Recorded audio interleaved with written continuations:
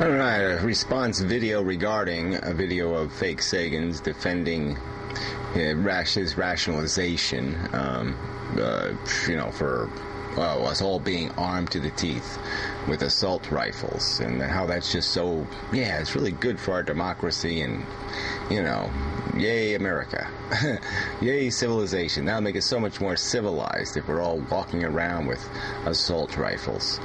That he got theirs, I need mine kind of attitude, and that somehow has something to do with some sort of principle, like we have evidence to prove that this is the way human beings should interact, and this is productive, and it's going to be a bigger and brighter future for us all. It's just all right. Enough rhetoric. The Second Amendment. Again, he sits there and wants to pervert that into something. He says it's about power. It wasn't about hunting rights or sport. It was about power. And yeah, sure, it was about a nation that just got built and didn't have any way to defend itself, and so obviously had to keep the people well armed to keep the Frenchies or the Spanish or somebody else from trying to do what the English were just failed in doing. It's just stupid to use the Second Amendment as a justification for anything. Obviously, government would have to decide how much personal power it wants to give individuals, and there's some line that has to be drawn. I don't think he would defend people having bazookas and missile launchers and whatever the hell armaments they wanted, a whole personal defense armory. But anyway, so a line has to be drawn somewhere, and we've decided that now we're going to call anything that's gunny is going to be it. So if there's a nuclear gun someday, I guess people are going to say I'm entitled to it because it's called a gun. It's just stupid. All right, so then what's the practical end of this whole thing? Violence provokes violence. We sort of understand that. And a government's not going to react to you like, oh yeah, let's have a fair fight. Once the game is on, the fighting's going to get ugly really, really quickly. And so you take out a couple of ATF guys, you take out a couple of the government soldiers, and they're not going to just blow you up. They're not going to just blow your house up. They might blow up your whole neighborhood. They might just daisy cutter your whole friggin' neighborhood. Because when push comes to shove, the government's not going to die easy.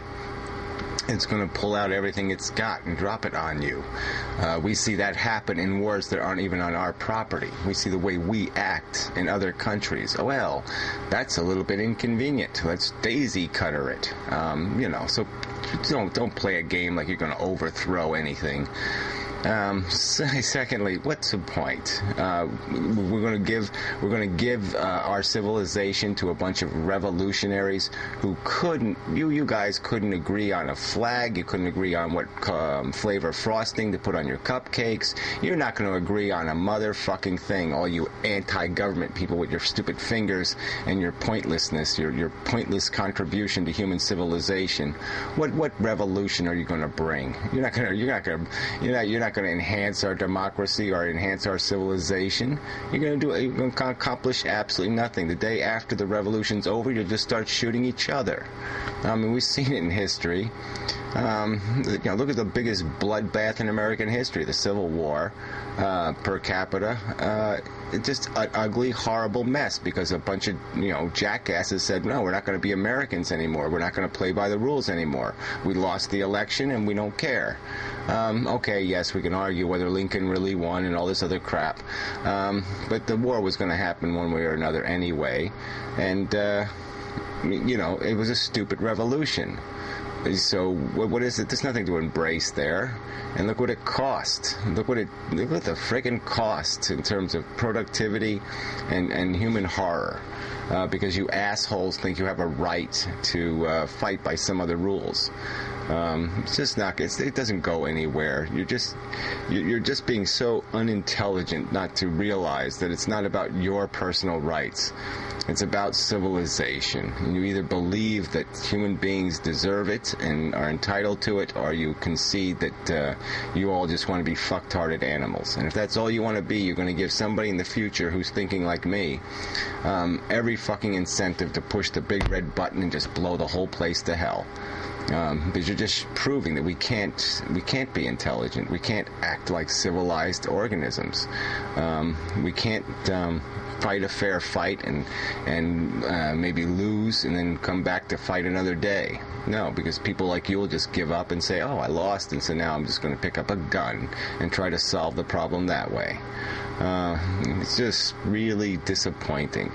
I mean, I'd almost call you an intellectual, and when intellectuals can't get it, that it's not about you personally, it's not about your existence personally.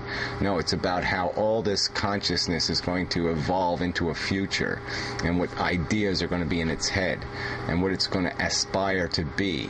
And all you're saying is it's only going to aspire to be a big, fat, amazing atheist or some other hamburger-chasing fucktard. And that's all we can have any ambition to be. And like I said, if that's the total, if that's the game plan, if that's the final chapter in the book, and that's where logic is going to take us, is to that defeatism, then there's every incentive for some commander of a nuclear sub to say, yeah, fuck it.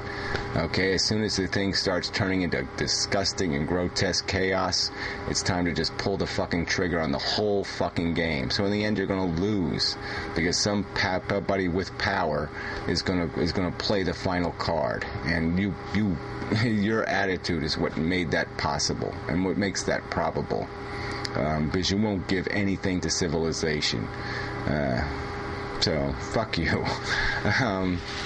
He said really stupid things like vote is a demand.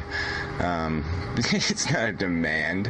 It's only a demand if you win, first. And second, depending on how we've contrived our political system, it doesn't mean a hell of a lot, because you're not voting on individual issues. You're voting on an individual to exercise his judgment. And that's not necessarily going to be consistent with everything you wanted and expected through victory. And we know that's the compromise and the concession we pay to the system.